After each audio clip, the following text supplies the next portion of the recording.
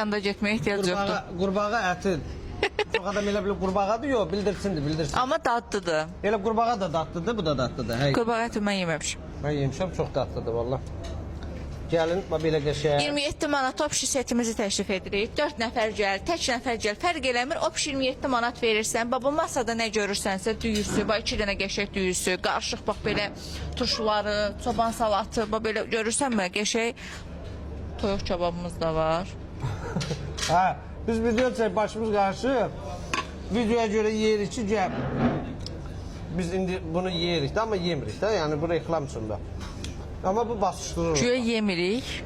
Da, yəni şu videodan sonra ürəklə yeyəcəm də, amma bu buna bax fürsətdən istifadə edir. İlyas bəyin ürəklə yeməmiş forması hələ budur da. Nə var? Nuş olsun.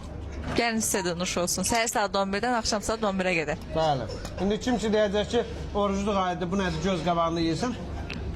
Allah Teala səni sınıyır da, ki gör nəfsin çəkəcək, yoxsa yox. Allah sizə güc qüvvət versin. İnşallah axıra qədər tuta Orada bilərsiniz. mənə nə günahı var?